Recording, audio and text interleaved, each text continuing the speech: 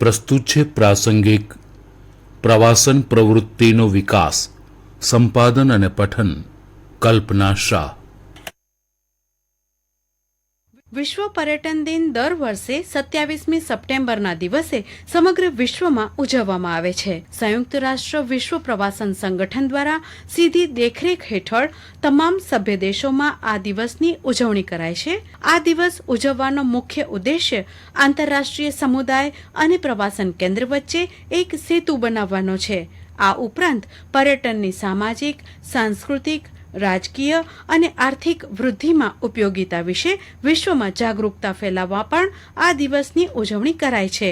વિશ્વ પ્રવાસન સંસ્થા સ્થાનિક સ્તરે સમૃદ્ધિ માટે વધુ ને વધુ સારા લક્ષ્યાંકિત રોકાણોની જરૂરિયાતને પ્રકાશિત કરે છે। વિશ્વ પ્રવાસન સંસ્થા કહે છે કે હવે આર્થિક વૃદ્ધિ અને ઉત્પાદકતાને આગળ વધારવા અને સમર્થન આપવા માટે પરંપરાગત રોકાણો જ નહીં, નવા અને નવીન ઉકેલોનો સમય છે। દ્વિતીય વિશ્વયુદ્ધની સમાપ્તિ પછી વિવિધ પ્રકારની આર્થિક પ્રવૃત્તિઓના વિસ્તરણ સાથે વિશ્વભરમાં પ્રવાસન ક્ષેત્રમાં પણ વિસ્તરણ થયેલ છે। આ ઉજવણીનો હેતુ સમગ્ર વિશ્વમાં પર્યટન જાગૃતિ લાવવાનો છે। રાજકીય અને આર્થિક મૂલ્યો વધારવા આ દિવસ વિશ્વભરના લોકો પરસ્પરની સંસ્કૃતિ અને એકબીજાની સંસ્કૃતિમાં પરસ્પર સમજણ વધારવામાં મદદ કરી શકે છે।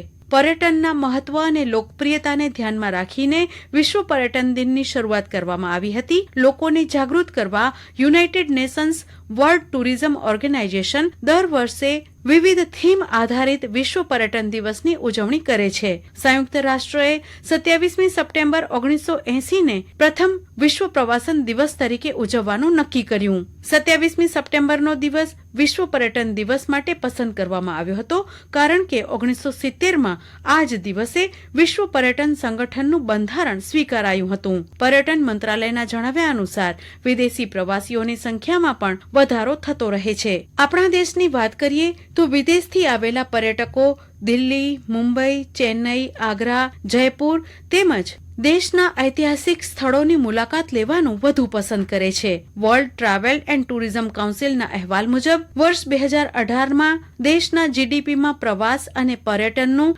9.2% જેટલું યોગદાન હતું। ખર્ચાળ પ્રવાસ અને વેકેશનના દિવસોમાં પર્યટનની મોજ માણવામાં ભારતીયો વિશ્વમાં મોખરે છે।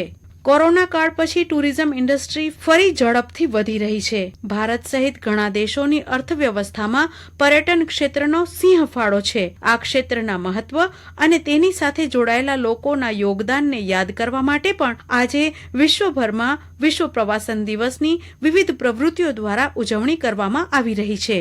પ્રવાસન વ્યક્તિને વિશ્વની સાથે જોડે છે અને પોતાની જાત સાથે પણ જોડે છે।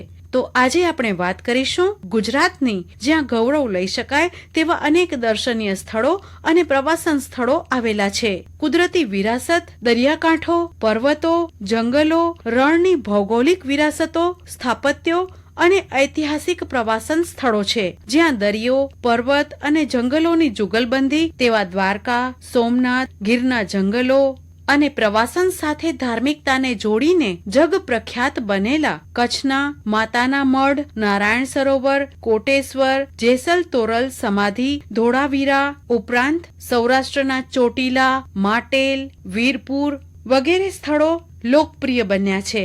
છેલ્લા કેટલાક સમયથી રાજ્ય સરકારની આવકારદાયક પ્રવાસન નીતિને કારણે અનેક લોકો કચ્છ, સૌરાષ્ટ્રના પ્રવાસે આવી રહ્યા છે। ગુજરાત ટુરિઝમ ડિપાર્ટમેન્ટ દ્વારા દર વર્ષે આવા રાજ્યના મહત્વના પ્રવાસન સ્થળો ખાતે વિવિધ મેળા તેમજ અનેક કાર્યક્રમો યોજવામાં આવે છે, જેમાં કચ્છનો રણોત્સવ મોખરે છે।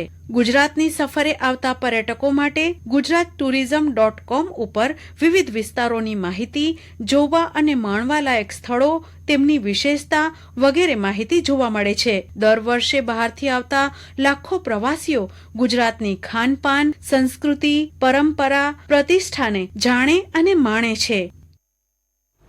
પ્રવાસન પ્રવૃત્તિનો વિકાસ એ વિશે હમણાં જ આપ પ્રાસંગિક સાંભળી રહ્યા હતા। સંપાદન અને પઠન કલ્પના શાહ।